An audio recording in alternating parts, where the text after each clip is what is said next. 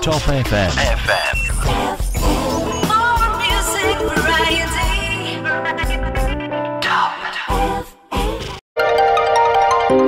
95.1 Radio Top FM Bumi Ayu siap mengudara, menghibur kita semua, dari yang muda sampai yang tua.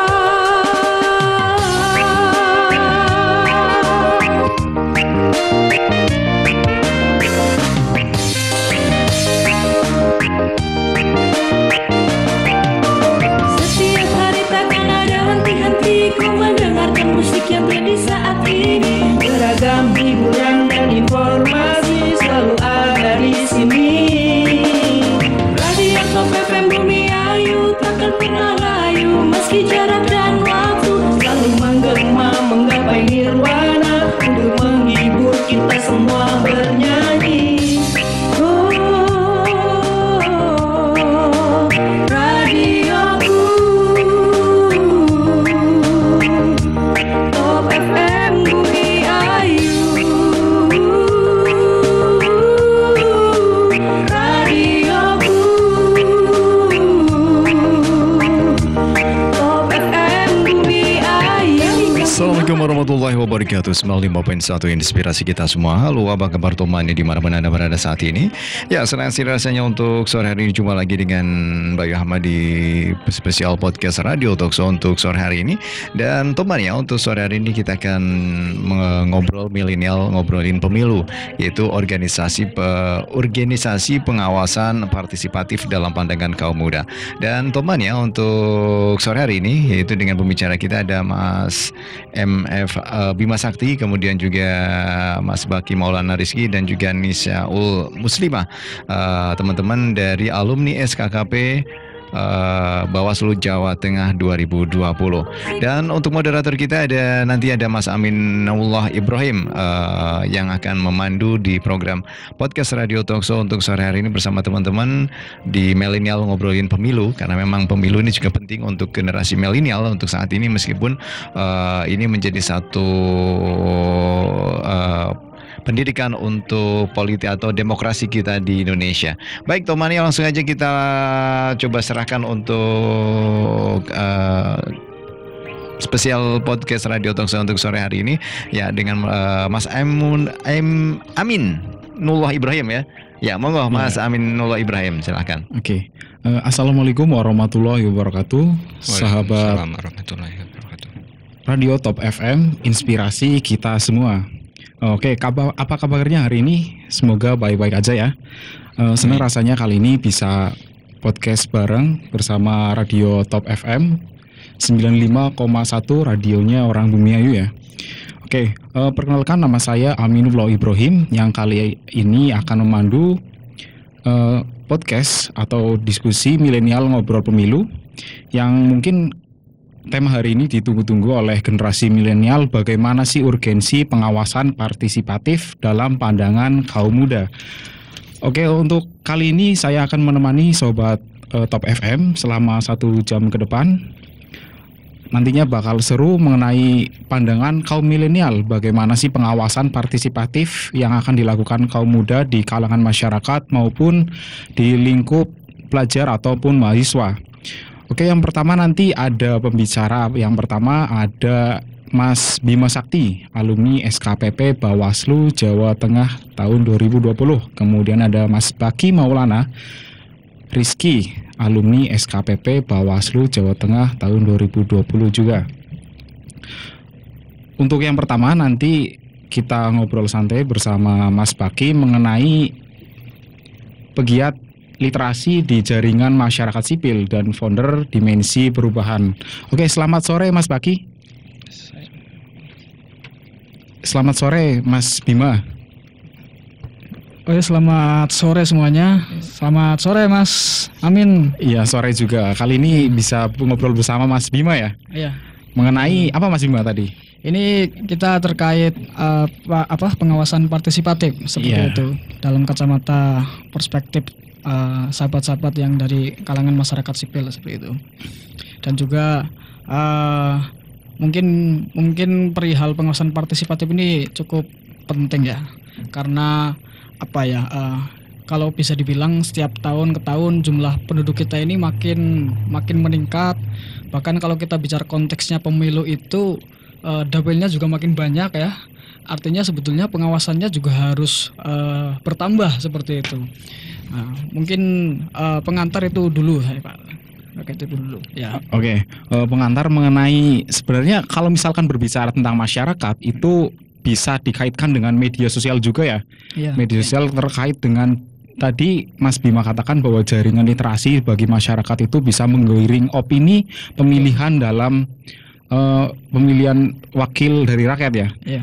Yang pertama, media sosial merupakan salah satu layanan internet yang banyak digunakan oleh masyarakat tentunya ya. Media sosial menjadi salah satu ajang berinteraksi bagi para netizen di dunia maya. Tidak hanya sebagai ajang berinteraksi sosial, juga menawarkan suatu wadah untuk menyebarluaskan informasi bagi masyarakat mengenai diri sendiri maupun informasi bersifat umum. Penyebaran informasi yang terjadi di media sosial sangatlah cepat, mulai dari informasi yang bersifat trivia sampai yang berbau sara. Tak jarang berkat adanya sharing informasi di media sosial, suatu permasalahan menjadi terblow up dan akhirnya menjadi pusat perhatian di dunia maya. Contohnya paling dekat yaitu kita alami adalah sebagai kaum muda yang kali ini membahas tentang pemilu, kita contohkan seorang pemilu pada tahun 2014 yang lalu, betapa besar peran media sosial dalam menggiring opini bagi masyarakat. Banyaknya informasi yang disebar di media sosial membuat pengguna harus lebih berhati-hati apakah informasi tersebut merupakan fakta, opini, atau hanya informasi yang dibuat dengan tujuan tertentu. Nah, dari sinilah kita bisa melihat bagaimana sih peran media sosial bagi masyarakat. Apakah kita sebagai masyarakat itu harus jeli dalam menggunakan media sosial? Apakah harus menutupi dari media sosial agar terciptanya suatu pemilihan yang bersih begitu? Iya, kalau kita bicara konteksnya itu masyarakat ya. Hari ini kita tidak terlepas dari gadget seperti itu ya. Bahkan hampir semua lini di masyarakat, apalagi kaum muda ya. Kaum muda itu sekarang sudah punya banyak akun sosial media ya, dari Facebook, Twitter, WhatsApp, Instagram, YouTube, bahkan YouTuber ya dan lain sebagainya. Iya. Nah, sebetulnya kalau kita berbicara terkait banyaknya info yang beredar, yang mengalir di media, ini juga sangat berpengaruh terhadap pola pikir masyarakat, mindset masyarakat kita terhadap politik seperti itu. Bahkan juga bisa menggiring opini publik seperti itu ya. Nah, bahkan mungkin ada yang kaula muda itu beranggapan bahwa politik itu kok seperti itu, menjelek-jelekan dan lain sebagainya, dan juga sangat kotor seperti itu. Saya mau antipati saja dengan politik. Wah, kalau kita antipati politik malah jauh lebih berbahaya gitu. Iya, bagaimana nasib masa depan bangsa kita seperti itu. Saya kadang mendengar ada orang yang mengatakan, wah saya benci politik itu seperti itu. Nah, sebetulnya yang salah itu bukan politiknya ya, tapi oknumnya ya. Kita ini kan merasakan produk politik ya di depan kita. Kenapa ada gadget ini kan produk regulasi politik, ekspor impor. Kenapa ada Aqua gitu ya, kenapa kita punya SIM, punya KTP. Nah, ini kan produk politik gitu. Jadi sangat aneh kalau kita benci politik, tapi kita ini menikmati produk politik seperti itu ya. Nah, kalau kita bicara penggiring arus ya opini terhadap masyarakat ini, memang masyarakat harus jeli ya, mana berita yang fakta dan juga berita hoax. Nah, kalau masyarakat atau sahabat-sahabat semua itu ingin mengerti atau mencari tahu berita yang kiranya real, nah kita kan punya Dewan Pers ya, di Dewan Pers itu kan banyak itu tuh media-media yang terdaftar. Nah, ini bisa dicek nih keaslian, kevalidan gitu ya dari pemberitaan di media tersebut, apakah media tersebut memang betul-betul terlegitimasi seperti itu ya, atau terdaftar gitu, terlist di Dewan Pers seperti itu. Nah, saya bicara terkait ini dulu ya, keterlibatan masyarakat gitu ya. Jadi keterlibatan masyarakat itu sangat penting itu untuk partisipasi politik ke depan. Tidak hanya soal pencoblosan ya, tidak hanya soal harus kita itu datang ke TPS, tidak hanya itu, tapi adalah pengawasan. Nah, kita tahu jumlah penduduk kita itu makin hari itu makin sangat banyak. Kalau kita bicara konteks pemilu, bahkan dapil kita itu juga berkembang seperti itu ya. Artinya sebetulnya pengawasan kita juga harus bertambah seperti itu. Kalau ada Bawaslu, ada Panwascam, bahkan mungkin di panitia di desa ya, tentunya kita juga turut andil bagian. Ini mulai ke bicara pengawasan partisipatif ya. Pengawasan partisipatif itu sangat penting ya. Ya tidak hanya dilakukan oleh orang-orang pengawas yang ada di desa atau yang ada di konteksnya kecamatan seperti itu, atau yang memiliki jabatan ya gitu ya. Ya, yang memiliki jabatan itu ya. Bawaslu struktural lah bahasanya ya, itu. Yang struktural. Pengawas struktural gitulah ya bahasanya. Tapi kita sendiri loh harus tergerak gitu ya. Apalagi ini kaum muda ya, masa depan politik kita itu, demokrasi kita itu 5 tahun, 10 tahun, 15 tahun yang akan datang itu ya dimulai dari hari ini seperti itu. Kalau kita hari ini hanya stagnan mengikuti arus yang sudah agak relnya jauh dari tujuan demokrasi kita yang bersih dan jujur gitu ya, ini kan jadi permasalahan. Ditambah hari ini kita juga kalau kita bicara isu terhangat hari ini itu kan kita menjelang pilkada ya. Pilkada serentak ini. Pilkada serentak ini dilakukan di tengah ancaman virus seperti itu. Nah, ini bahkan sudah ada peraturan protokol kesehatan. Nah, jadi teman-teman ya, kita semua sebagai masyarakat sangat penting ya, mulai mengawasi dari tahapan ya, tahapan pencalonan, tahapan bahkan kampanye ya. Kampanye pilkada ini di tengah ancaman virus ini juga sebetulnya sangat potensial untuk menambah itu angka yang ada kluster COVID seperti itu. COVID. Makanya kadang kampanye di aturan pun kan dibatasi jumlah orangnya ya. Nah, tapi data yang saya kutip di tempo.co itu ya, ini 10 Oktober 2020. Berarti baru kemarin ya? Ya, ini sudah sampai 9.000 sekian kejadian pelanggaran ya. Tidak hanya terkait peraturan pemilihannya pilkadanya ya, tapi juga peraturan protokol kesehatannya seperti itu. Ada 256 pelanggaran dan ini bahkan sudah ditegur 70 pasang calon di seluruh Indonesia. Seluruh Indonesia. Bahkan kalau kita bicara konteksnya Jawa Tengah, kita di Jawa Tengah ini kabupaten kota kita juga ada beberapa ya yang menyelenggarakan pilkada kan ya. Yeah. Nah, ini menjadi PR bersama ya, PR bersama. Tidak hanya PR-nya penyelenggara pemilu, KPU, Bawaslu, DKPP, tapi kita pemilu ini adalah ajang kita bersama itu loh. Memilih pemimpin kita di masa yang akan datang seperti itu. Saya kira itu mungkin. Jadi penting kita jangan antipati terhadap politik lah. Kalau misalkan kita di sosial media itu wah kok seperti ini ya, memang ini dinamikanya memang hari ini seperti ini. Kita harus tangguh gitu loh, harus lebih gigih dalam menghadapi problem ini seperti itu. Oke. Berarti pada intinya itu dalam proses mau pemilihan itu harus ada partisipasi dari masyarakat ya, dalam kampanye kemudian pelaksanaan pemilu ya. Itu seperti itu. Tapi pengawasan juga bisa dilakukan oleh semuanya masyarakat ya, semua elemen masyarakat, tidak hanya oleh pengawasan dari struktural. Entah itu desa, kemudian kecamatan, entah itu dari kabupaten juga ya.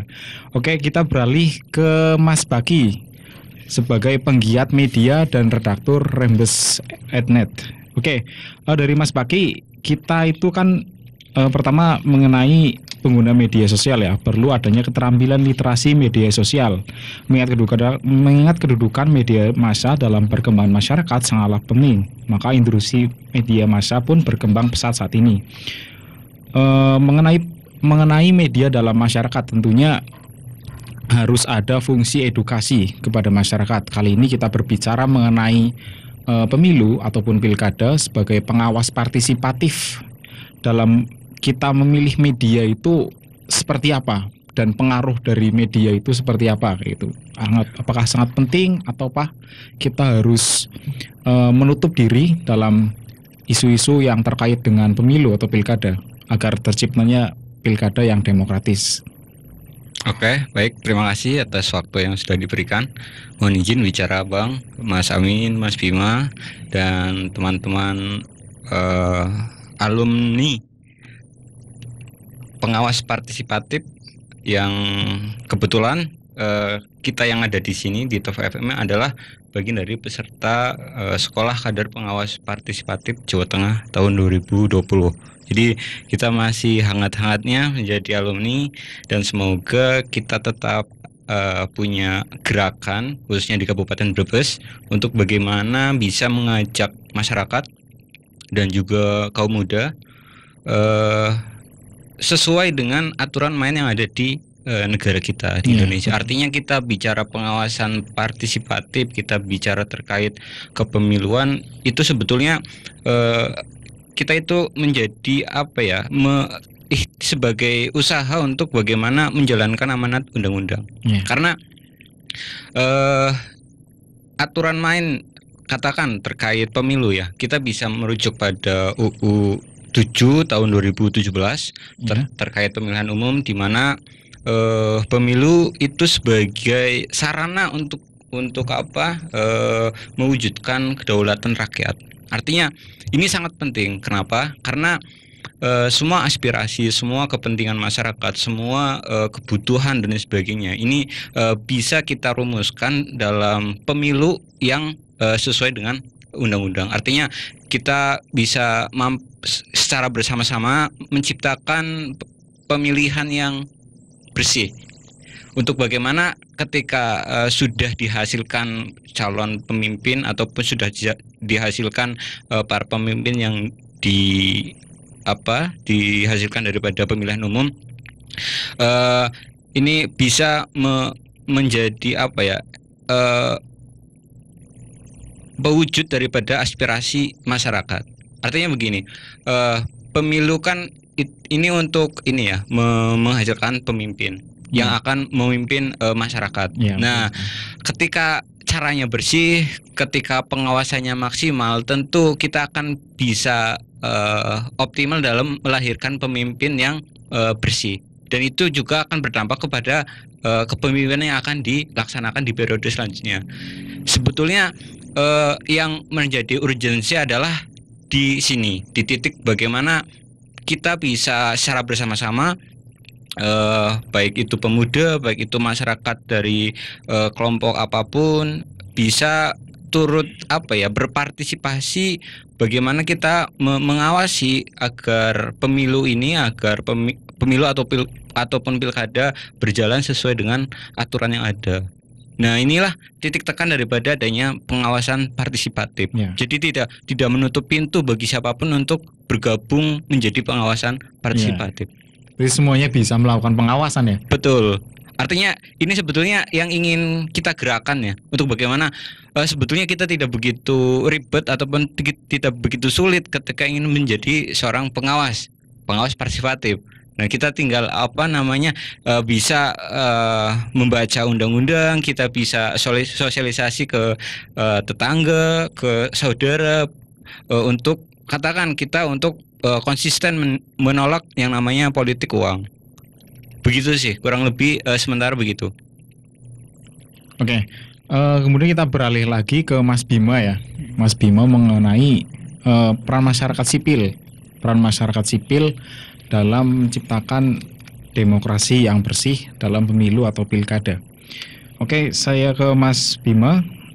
Tentunya dalam kita sebagai pengawas partisipatif, sebagai kader dari Brebes, dari Brebes, sebagai upaya yang dilakukan kita itu dalam terciptanya pengawasan partisipatif dalam step yang pertama, yaitu pencegahan. Itu kita dalam masyarakat itu melalui mana gitu, Mas Bima?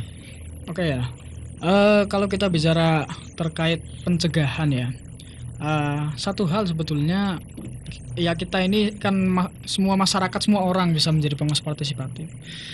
ketika kita bicara pencegahan, terus juga melihat ada sebuah kejadian seperti itu ya. Nah kita itu sebetulnya bisa sebelum kejadian itu terjadi, sebetulnya kita bisa langsung melaporkan. Misalkan ketika momentum pemilu misalkan, kita bisa langsung melaporkan itu kepada pengawas yang ada di desa misalkan, kalau kejadian itu di desa. Nah terus bagaimana kalau misalkan, tentu kadang kita ini ada rasa ya takut, ya bingung mau bagaimana ya seperti itu ya misalkan ya. Nah itu harus bahasanya ya, harus mulai dari diri sendiri. Saya kira seperti itu, mulai dari diri kita sendiri. Kita harus membangun kepercayaan diri dulu. Kalau kita ingin benar-benar action seperti itu ya.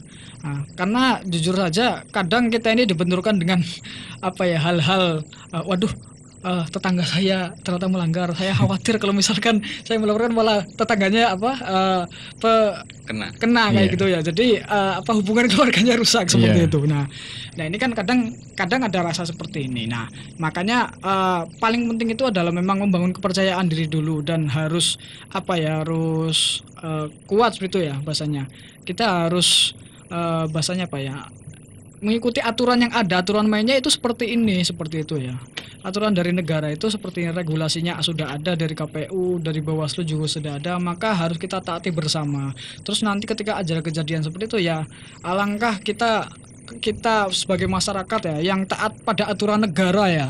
Kita hidup di sebuah negara yang punya aturan ya. Makanya tentunya ya kita harus menegakkan aturan tersebut seperti itu. Nah ini menjadi sebuah pendidikan bagi anak generasi kita ke depan gitu ya, bahwa rantai yang hari ini politik transaksional ini harus diputus seperti itu ya, harus diputus agar generasi muda ke depan itu bisa lebih maju lagi, tidak terlibat dengan hal-hal yang semacam ini seperti itu ya, yang money politik lah ya, menjelek-jelekan kadang ya, black campaign itu yang paling banyak itu kadang di sosial media itu black campaign. Nah, kita tetap dalam rancangan itu ya, dalam Undang-Undang Nomor 7 Tahun 2013 ya. Nah, di situ juga sudah ada penguatan untuk meningkatkan partisipasi masyarakat ya dalam rangka pengawasan ya. Nah, Bawaslu ini mewujudkan dalam beberapa program ya, misalkan ada Gowaslu seperti itu ya, ada Gowaslu, ada penggunaan sosial media seperti itu, terus ada forum warga. Nah ini biasanya di masyarakat ada forum warga seperti itu, terus ada gerakan pengawasan pemilu, partisipasi pemilu seperti itu ya. Kemudian yang kelima ada pengabdian masyarakat. Nah biasanya ini biasanya seringnya kerjasama ini sama teman-teman mahasiswa. Biasanya kalau ada momentum, nah itu biasanya teman-teman mahasiswa bisa bekerja sama dengan pengawas yang ada di situ ketika ada momentum itu. Nah jadi ada pendidikan politik yang baik. Sebetulnya kalau kita bicara pengawasan partisipatif ya, jadi tidak hanya momentum sebetulnya. Bahkan kalau kita ini sudah selesai ya, misalkan di sini sudah tidak ada sudah selesai ya pemilu pilkadanya ya. Kita ini juga bisa melihat wakil-wakil kita yang sudah ada di yang sudah jadi gitu kan lah ya. Kira-kira program kerja mereka sudah menyentuh tidak misalkan ya kepada masyarakat kita yang masyarakat seperti itu. Nah ini kan juga salah satu bentuk kita ya untuk kita ini suaranya sudah diberikan ke mereka kayak gitu ya, maksudnya ya di pemilu ya. Ya seyogianya kan tentu kita juga dalam hal ini harus mengawasi kinerja mereka kan ya. Nah, jadi betul-betul kinerja mereka itu adalah buat masyarakat, buat kita gitu ya, selaku para pemilih ini ya, di minimal ya dia kan misalkan dia menaungi beberapa satu dapil misalkan ya itu ya. Nah itu ya seluruh yang ada dapil itu adalah tanggung jawab dia seperti itu. Nah kira-kira kita ini juga salah satu pengawasan ya, pengawasan kinerja gitu ya bahasanya, pengawasan berkelanjutan. Jadi tidak hanya momentum tapi juga pasca selesai ya, ini. Terus juga ada pojok pengawasan. Kalau di pramuka ini biasanya ada saka adiatsa itu pemilu seperti itu. Biasanya itu dari program dari Bawaslu yang sudah diwujudkan ya, dari manifestasi dari Undang-Undang Nomor 7 Tahun 2017 seperti itu. Dan ini kalau bicara pilkada tentunya Undang-Undang nomor 6 tahun 2020. Nah, ini perubahan ketiga. Perubahan ketiga. Ya, karena memang kondisi kita hari ini sedang ada ini ya, wabah Iya, seperti itu wabah. ya. Tentunya harus aturan-aturan yang harus ditegakkan. Nah, ya minimal tentunya masyarakat bisa turut mengawasi gitu ya. Masa kita mau dalam kondisi politik transaksional terus seperti itu kan ya tidak mungkin itu. Bagaimana nasib generasi muda kita ke depan seperti itu loh. Nah, apa yang ingin diwariskan gitu loh untuk anak-anak kita ke depan kalau misalkan kondisi kita ini seperti ini terus seperti itu ya. Jadi memang penting ya pengawasan partisipatif ya. Tidak hanya ini ya bahasanya pengawas struktural ya, tapi kita semua bersama-sama gitu ya. Saya kira itu. Jadi kepercayaan diri ya. Berarti bisa pengawasan itu bisa pada saat pemiluan atau pra pemilu sampai juga pasca pemilu ya. Iya. Pasca pemilu ketika wakil kita itu menjabat ya gitu ya. Iya, Oke, bisa kalau kita berbicara dengan masyarakat tentunya ada dinamika dalam pengetahuan baik digital maupun yang kaum masyarakat yang awam. Kalau misalkan dihadapkan ya pada masyarakat yang awam dalam tentunya tidak bisa atau tidak paham mengenai prosedur dalam pengawasan. Tentunya kalau misalkan kita itu seperti itu gimana Mas Bima? Kita harus belajar lewat siapa dan harusnya itu bagaimana prosedurnya itu? Oke, ini sebetulnya salah satu pentingnya kemarin sebetulnya. Ini salah satu implementasi yang bisa sahabat-sahabat alumni SKPP lakukan ya. Jadi di komunitas-komunitas di desa-desa sahabat-sahabat alumni SKPP ini bisa memberikan pendidikan politik yang baik seperti itu ya untuk masyarakat. Salah satunya itu dari misalkan sahabat-sahabat alumni SKPP ya gitu ya. Yang dari alumni SKPP di Jawa Tengah ini kan sekitar ada 1.200 ya, kisaran sekian gitu ya. Nah, ini kalau misalkan gerak semua gitu ya di desa-desa ya misalkan ya memahamkan minimal keluarga kita dulu gitu ya, keluarga terus kepada tetangga. Nah, ini kan sangat bagus gitu ya. Nanti virus-virus yang baik ini ya, bukan virus corona ya, virus-virus pemilu yang baik ya, ini kan akan mengakar ya.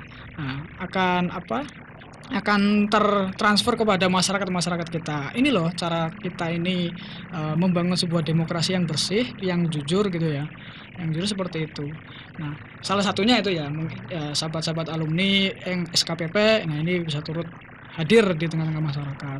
Bisa juga kalau di program kerja Bawaslu ini kan ada forum warga ya. Forum warga. Nah, ini kan sering nih seperti itu ya. Jadi kumpul warga terus sosialisasi ada, itu terus ada pengabdian masyarakat. Nah, ini juga teman-teman mahasiswa yang KKN ini juga bagus juga ini untuk memberikan pelajaran pendidikan yang politik yang baik ya, yang baik untuk masyarakat kita. Nah salah satunya itu ya memang harus dari hal-hal kecil ya, harus dari hal kecil dan perlu kesabaran, ketekunan untuk mengawal lingkup kita yang hari ini sudah agak rusak ini ya untuk menjadi lebih baik seperti itu. Perlu kesabaran, ketekunan dan juga pengawalan gitu. Saya kira itu. Iya, oke. Sekarang kita beralih ke Mas Baki. Kemudian tadi kan sudah disinggung mengenai kaum awam. Bagaimana sih cara prosedur dalam pengawasan kayak gitu ya. Oke, sekarang kita ke Mas Baki yaitu penggiat media. Contohnya kita dalam kaum muda, kaum digitalisasi yang terfasilitasi oleh media sosial. Bagaimana sih, kan tadi sudah disebutkan oleh Mas Bima, kita itu sebenarnya sudah terfasilitasi oleh aplikasi dari Bawaslu, ada Gowaslu, ada forum warga, sosial media dari Bawaslu mengenai edukasi dari pengawas pemilu. Itu sudah ada transparansi mengenai pemperolehan, kemudian pengawasan dari setiap daerah itu ada. Bagaimana sih kalau misalkan kaum muda itu diarahkan ke dalam aplikasi-aplikasi yang telah tersedia oleh Bawaslu kayak gitu? Oke, terima kasih. Saya lihat di Kabupaten Brebes ya, untuk berbicara media sendiri memang belum terlalu banyak untuk yang bergerak di online. Adapun sudah ada beberapa, tetapi masih fokus pada pemberitaan saja. Pemberitaan. Pada pemberitaan yang mungkin perlu kerjakan ke depannya adalah misalkan saya di Rembesnet, itu adalah satu website gagasan daripada teman-teman mahasiswa yang asalnya dari Brebes. Itu di situ bukan hanya soal pewartaan saja daripada kegiatan ataupun fenomena-fenomena sosial, tapi di situ kita ada berbagai macam kolom seperti opini, terus ngeresula, terus ada rembesan, ada ndopok dan sebagainya. Itu memang kita sedang arahkan untuk bagaimana bisa menampung daripada gagasan ataupun teman-teman dalam hal penulisan terkait isu-isu di Kabupaten Brebes itu sendiri. Artinya kedepannya mungkin yang sangat bisa kita lakukan adalah bagaimana untuk memfasilitasi ataupun mewadahi teman-teman kaum muda ini untuk bisa menuliskan keresahannya, menuliskan gagasannya dan lain sebagainya, untuk bagaimana ketika bicara media kan tentu bisa dilihat oleh semua, baik betul. itu oleh teman-teman parpol ataupun oleh teman-teman dewan ataupun dari eksekutif di Kabupaten Brebes. Ini langkah konkretnya mungkin itu. Akan tetapi yang perlu dipahami ataupun yang perlu menjadi dasar bagi teman-teman itu, saya kembali lagi kepada soal dasar yang perlu kita ketahui terkait aturan main ya. Ini ketika kita sudah tahu terkait aturan main, katakan kita membaca Undang-Undang 7 tahun 2017 di mana kita misalkan lihat pasal ataupun pasal terkait sanksi money politik. Itu kita bisa lihat di pasal 523 ayat 1 sampai dengan 3, di mana pasal-pasal ini adalah terkait sanksi pidana terhadap orang yang memberikan ataupun menerima politik uang transaksional. Artinya ketika pemahaman ini, undang-undang ini sudah dipahami oleh masyarakat secara keseluruhan, begitu pun juga oleh pemuda, tentu kita akan lebih waspada ataupun kita akan tahu dampak ketika kita memberikan ataupun kita menerima terkait money politik pada tahapan-tahapan kampanye. Artinya kita yang paling penting memang kajian-kajian soal perundang-undangan terkait pemilu ataupun pilkada. Setelah itu kita bisa buat konten terkait pasal-pasal yang ada di dalamnya untuk bagaimana lebih menyederhanakan, dibuat tulisan ataupun dibuat video dan lain sebagainya. Jadi itu. Oke, berarti terkait dengan pembuatan media gitu ya. Betul.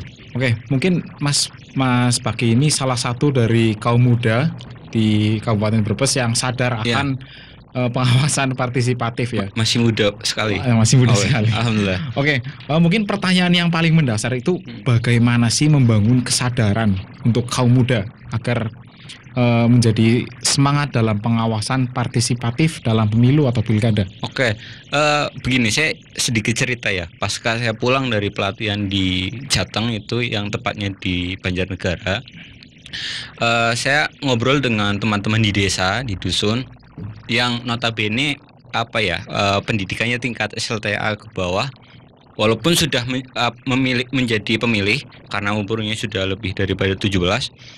Itu ternyata sebetulnya di dalam hati nurani mereka, saya ngobrolin soal politik uang.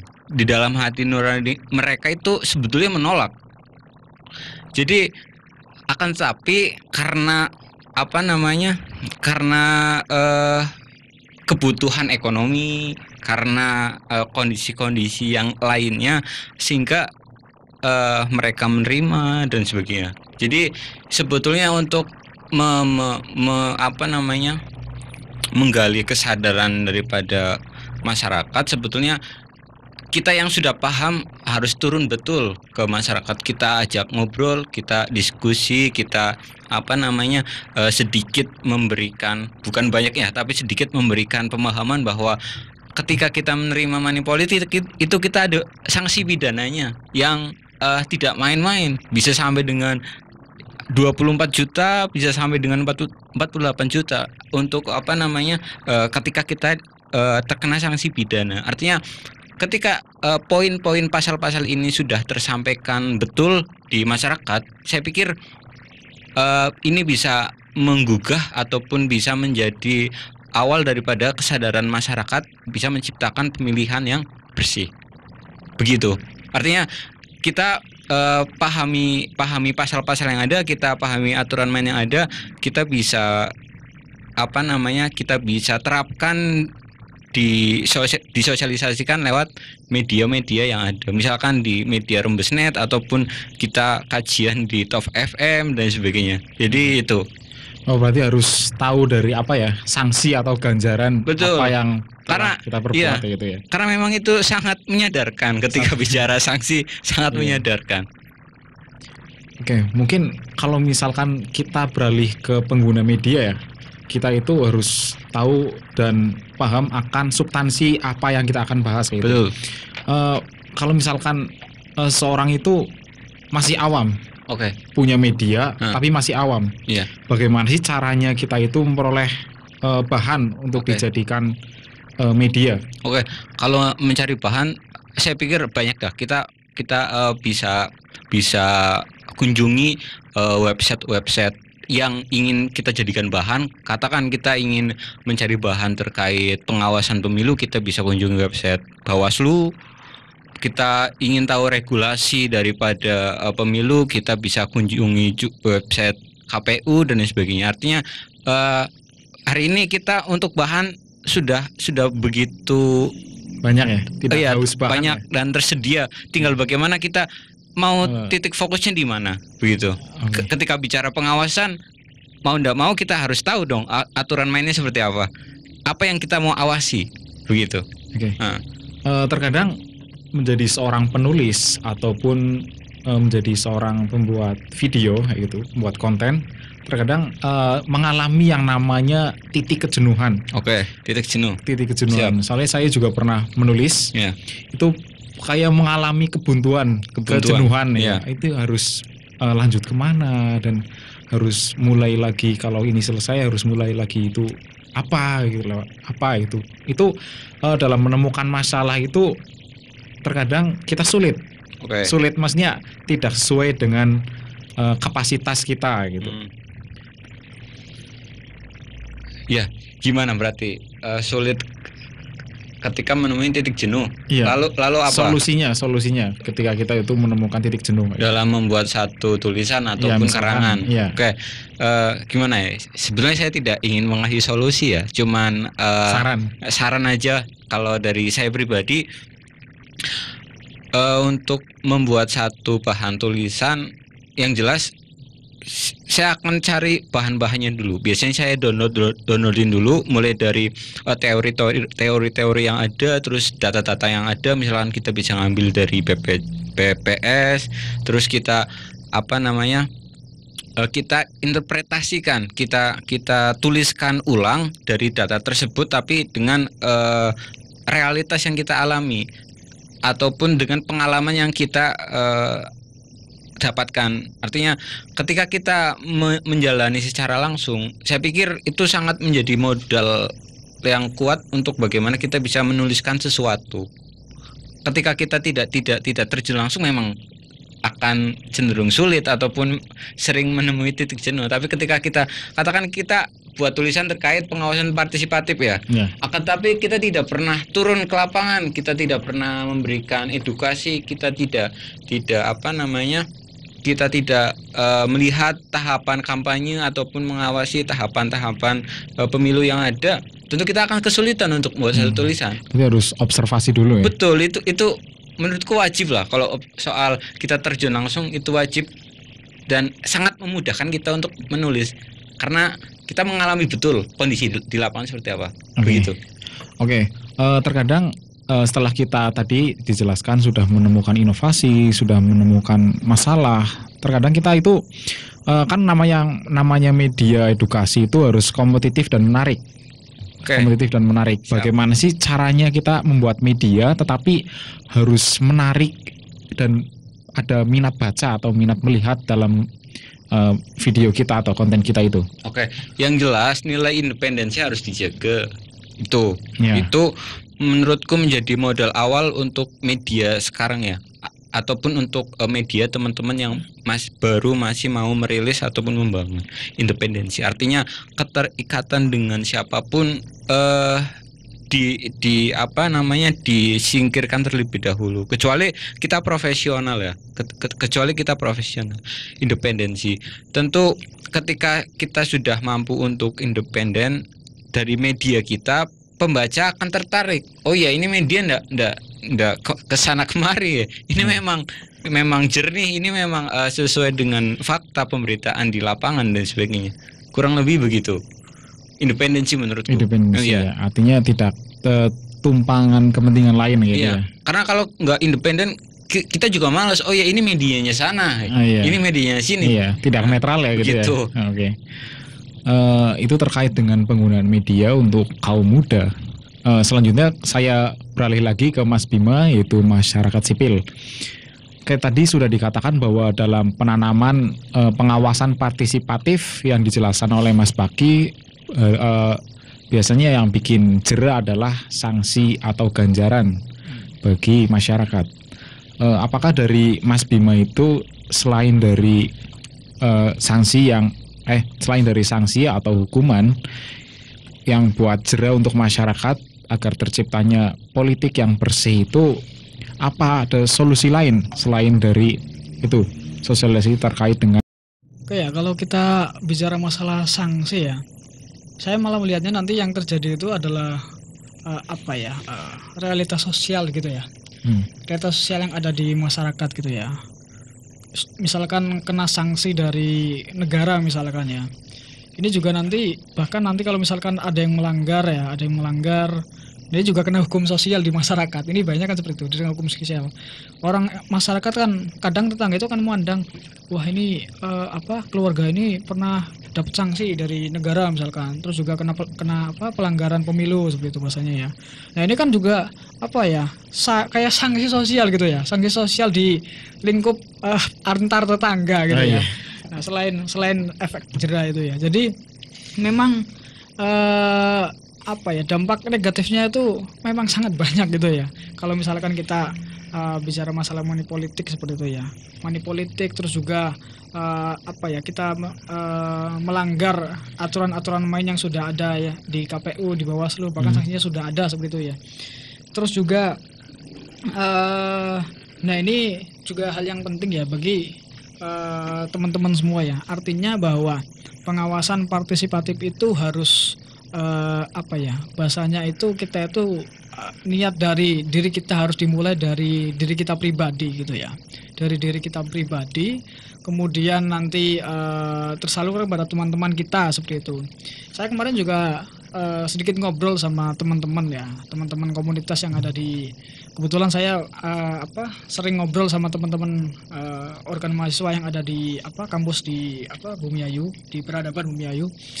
Saya banyak bicara, bercerita dengan mereka kondisi sosial yang ada di masyarakat. Mereka kan dari beberapa desa gitu ya. Memang diskusi kecil ya. Memang sangat problematis ya memang ya kondisinya ya hari ini. Jadi ada yang di desanya ya ada praktek seperti itu, ada yang bersih, alhamdulillah juga ada seperti itu. Tapi memang kalau kita memberatkan semua pelanggaran itu kepada Bawaslu struktural lah gitulah, pengawas struktural gitulah, kayaknya kalau itu berat. Nah kita harus bareng-bareng gitu ya mengawasi. Nah nanti kita bisa, kalau bingung gimana cara melaporkannya ya kepada pengawas desa dulu gitu ya, kita di desa gitu. Jadi kalau dalam di Bawaslu itu kan ada laporan, ada temuan gitu ya. Kalau laporan itu dari masyarakat gitu ya. Kalau temuan itu memang pengawas sendiri yang menemukan seperti itu ya, menemukan. Artinya memang masyarakat ini sangat dibutuhkan. Tentunya juga anak-anak kaum muda, milenial ini ya.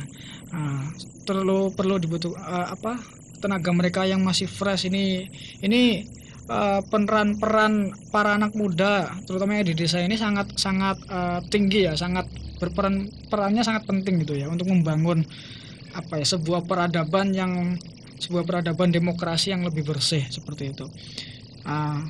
Misalkan ya tidak hanya sekedar sosialisasi, ya diskusi kecil-kecil gitu. Misalkan bareng komunikasi sama tokoh masyarakat, sama stakeholder yang ada di desa. Ini kan juga bisa salah satunya mendorong kesadaran masyarakat gitu ya. Apalagi kalau kita dekat dengan stakeholder yang ada di desa, kita bisa membuat sebuah forum gitu ya, forum warga bersama. Nah ini kan nanti legitimasinya lebih besar seperti itu ya untuk memberikan sebuah pendidikan seperti itu, pendidikan politik yang baik seperti itu.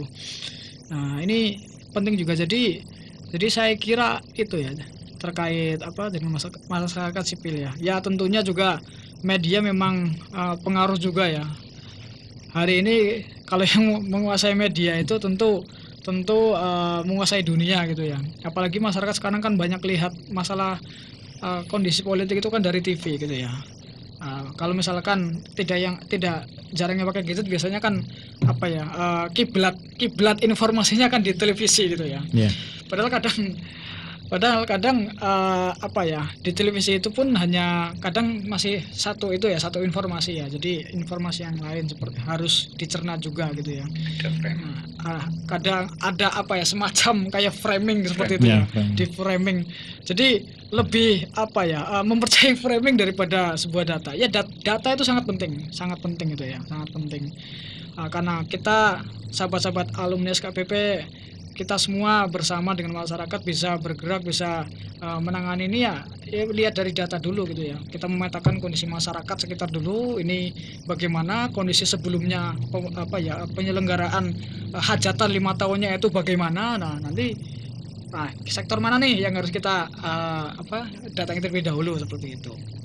Saya kira itu kalau kita bicara masalah cara atau strategi ya untuk memberikan pendidikan politik yang baik seperti itu. Oke, berarti dari Mas Bima itu bahwa pendidikan politik itu harus dimulai dari diri sendiri ya. Dari diri sendiri, kemudian ada peran alumni SKPP ataupun sekolah kader partisipatif harus menginisiasi adanya forum diskusi ya. Salah satunya bisa dari seperti itu. Alumni ya. Oke, kalau kita itu dalam realitas sosial terkadang permasalahan dalam masyarakat itu sangat kompleks. Yang pertama kalau misalkan kita dalam skup perekonomian kita kan terkadang apabila harus ada penanaman dari diri pribadi, terkadang kita terbentur akan kondisi perekonomian. Kemudian masuklah money politik gitu ya. Terkadang yang seperti itulah yang membuat demokrasi kita itu kacau, bisa dikatakan kacau itu ya.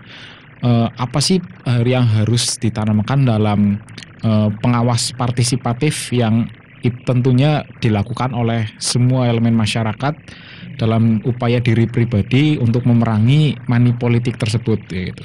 Apa yang perlu ditanamkan gitu? Oke ya. Tentunya ini membangun sebuah kesadaran masyarakat ya. Ya memang kalau misalkan budaya ini bahkan kayak jadi semacam tradisi gitu ya. Jadi kayak orang mikir itu wah ada momentum pemilu pilkada ini forum bagi-bagi rezeki ini. Wah ini kacau ini. Iya kacau ya. Kacau ini. Nah, ya kadang ada yang seperti itu ya. Ya begini ya. Kadang memang problem kita itu terbentur problem masalah ekonomi. Waduh, kok seperti ini kayak gitu ya. Jadi hari ini saya nggak punya uang, besok milu akhirnya terima saja seperti itu. Wah ini kan kacau juga ini ya, kacau juga. Nah pernah saya ngobrol sama tetangga ya itu ya kawan-kawan yang ada di desa gitu ya. Jadi ya dilalah kepikiran seperti itu. Jadi biasanya kalau pemilu itu satu suara itu kadang dikasih berapa? 50.000 gitu. 50.000. Nah, coba 50.000 itu dibagi 5 tahun. 5 tahunnya itu nanti dikalkulasikan 1 bulan kayak gitu. 1 bulan. Jadi 12 kali 5 gitu. Yeah. Nah, 50.000 itu berapa? 12 kali 5 60 ya? 60 bulan. 50.000 dibagi 60 kira-kira sebenarnya itu berapa? Belum nanti sama 1 minggu gitu. Nah, kira-kira kok mau-maunya gitu loh. Bahasanya seperti itu. Yeah. Bahkan kalau misalkan budaya kita ini kayak gini nanti malah nanti malah ujung-ujungnya duit maning seperti Iya. itu. Nah ini nanti malah keterusan bahasanya ya, karena orang itu apa ya akhirnya lah pengen lagi. Nah ini kan bahaya juga gitu. Ya artinya membangun kesadaran masyarakat memang kita perlu kesabaran, ketekunan, pengawalan ya kayak gitu. Ya memang apalagi di tengah pandemi seperti ini memang hari ini negara kita sedang dalam keadaan resesi ya ini bahkan saya kira ini sangat berbahaya juga gitu ya. Bahkan money politik mungkin sangat potensial besar juga kan seperti itu. Nah ini perlu kita waspadai seperti itu. Nah membangun kesadaran masyarakat memang diperlukan gitu ya. Ya kita kan sudah belajar norma-norma yang baik dalam lingkup mata pelajaran PPKN ya dari SD, SMP, SMA. Masa kita tidak mau mengimplementasikan hal tersebut gitu ya? Iya, benar sekali. Ya, kita sudah belajar hampir berapa? Kalau misalnya sampai berarti 12 tahun kita belajar PPKN gitu ya. Iya. 12 tahun kita belajar PPKN. Masa tidak mau mengimplementasikan hal tersebut seperti itu. Hal-hal yang baik seperti itu. Ini kan nanti kan jadi contoh gitu ya untuk anak-anak kita seperti itu. Ya, perlu kesabaran, ketekunan dan pengawalan yang yang berkelanjutan seperti itu. Ya mulai dari diri kita yang sudah sadar seperti itu ya. Saya kira itu. Oke. Selanjutnya hari ini pembicara ketiga Mbak Nisaul Muslimah itu belum hadir ya? Belum bisa hadir. Oke, saya gantikan ya. Bisa saya gantikan. Iya. Kebetulan saya juga Silakan Mas. Mungkin dari perspektif teman-teman mahasiswa itu ya. ya bisa sepengetahuan saja saya aja lah ya. Ya, ini orang hukum ini. Iya, anak hukum ya. Anak hukum. Saya mahasiswa Fakultas Syariah Institut Agama Islam Negeri Purwokerto. Kebetulan saya di sini tuh sebagai junior dari Mas Bima dan Mas Paki ya. Terkait dengan pandangan mahasiswa mengenai pengawasan partisipatif, urgensinya itu seperti apa. Mungkin mahasiswa itu bagaimanapun adalah kelompok sosial yang istimewa di tengah masyarakat Indonesia, karena mahasiswa itu dianggap memiliki peranan historis signifikan dalam sejarah bangsa ini, terutama adalah penyambung lidah dari rakyat. Kemarin kita berbicara mengenai penyambung lidah rakyat. Kemarin ada beberapa mahasiswa yang melakukan demonstrasi mengenai RUU Cipta Kerja ya. Omnibus Law. Iya, Omnibus Law itu. Siap. Itu salah satu yang merupakan secara historis penyambung lidah rakyat yang dipercaya masih begitu jujur, idealis, dan bersih dari tantangan kepentingan golongan ketimbang para elit politikus yang sudah terlalu sering membohongi masyarakat kayak gitu ya. Oligarki. Ya, oligarki. Namun ternyata di tengah golongan masyarakat intelektual ini wacana apatisme terhadap proses politik semacam pemilihan umum yang mengarah pada pilihan menjadi golongan putih justru cukup tinggi. Ya itu bisa dikatakan cukup tinggi karena memang di kalangan mahasiswa saja ya terkadang dalam memilih kampus itu bisa dikatakan bahwa yang namanya miniatur negara ya, miniatur negara dalam proses demokrasi terkait dengan pemilihan mahasiswa itu terkadang juga ada beberapa yang apatis terhadap apa yang nanti diwakilkan, apa yang nanti yang menjadi wakil dalam menyampaikan aspirasi mahasiswa itu bisa dikatakan sangat sedikit sekali dalam menyampaikan aspirasi itu. Kemudian kredonya itu mahasiswa itu suci, melekat sebagai identitas sekaligus menjadi tanggung jawab bagi mahasiswa Indonesia dalam istilah agent of change, agen social control, dan iron stock, dengan gamblang menunjukkan tugas historis mahasiswa sebagai agen yang memiliki masyarakat untuk mengontrol dan mengawasi berbagai kebijakan pemerintah, pelopor terwujudnya perubahan sosial yang lebih baik, serta sebagai calon penerus generasi kepemimpinan bangsa di masa mendatang. Hidup mahasiswa. Hidup mahasiswa ya. Mungkin kayak gitu ya Mas Paki. Terkadang memang selain kita itu belajar kemudian bisa dan harus mengimplementasikan apa sih yang kita pelajari itu sebagai secara historis tadi sudah disebutkan sebagai penyambung lidah dari rakyat. Dalam Tridharma perguruan tinggi ada yang namanya pendidikan, penelitian, dan pengabdian dari masyarakat. Tentunya yang sekarang semester akhir ya, Akhir. semester akhir yang melalui program kuliah kerja nyata atau KKN itu bisa mengarah pada situ ya, bisa mengarah bisa. kepada forum-forum warga dalam sosialisasi, kemudian telah tadi disebutkan ada pengerakan media, kemudian pencegahan bahwa pentingnya urgensi pengawasan partisipatif. Bisa dikatakan nanti dampaknya apa sih dari pengawasan itu?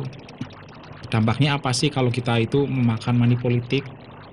Dampaknya apa sih kalau kita itu sadar akan peran media itu sebagai pendorong opini bagi masyarakat? Mungkin seperti itu. Selain itu dari saya, mungkin dari Mas Bima atau Mas Baki selaku yang menjadi mahasiswa ya, yang masih menjadi mahasiswa, kemudian Alhamdulillah. masih dari mahasiswa ya. Ya. Sampai kapan ini menjadi mahasiswa, Mas? Sudah. Ya, Ya, untuk Pak. statement terakhir aja karena kita udah masuk di penghujung. Oke. Dari siapa dulu? Ya dari Mas. Oh iya, statement akhir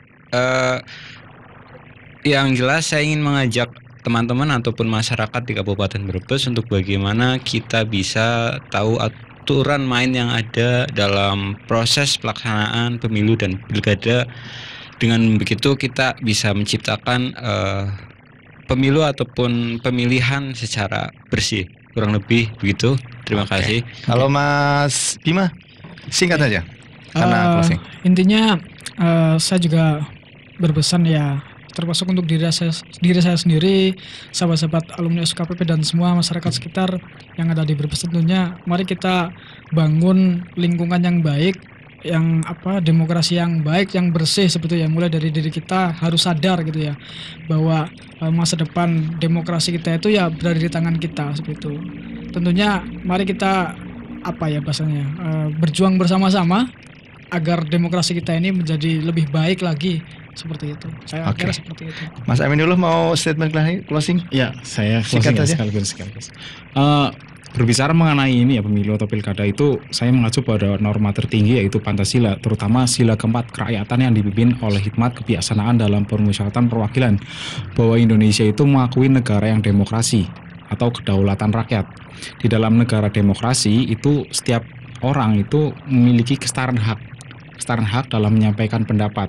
Artinya pengawasan partisipatif ini dalam sebuah negara yang demokrasi merupakan suatu hak dan kewajiban bagi warga negara dan negaranya dalam proses demokrasi yang jujur dan adil, transparantif dan akuntabilitas, seperti itu. Oke, ya baik, terima kasih Tomania dan juga teman-teman dari alumni SKPP Bawaslu Jawa Tengah untuk sore hari ini, untuk kehadirannya Mas Pak Bima Sakti. Terima kasih untuk kehadirannya. Kemudian juga Mas Baki. Siap Bang. Mantap. Kemudian juga Mas Amin. Amin. Oke, terima kasih juga untuk kedatangannya.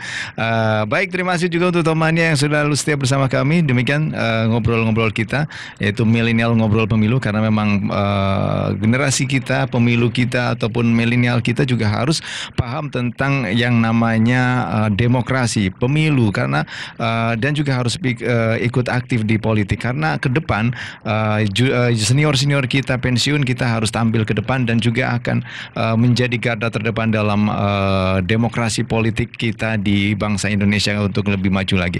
Dan akhirnya saya Bayu Ahmad dan juga seluruh kerabat kerja yang bertugas untuk sore hari ini ada di sebelah DJ selaku penanggung jawab mengucapkan banyak terima kasih dan wassalamualaikum.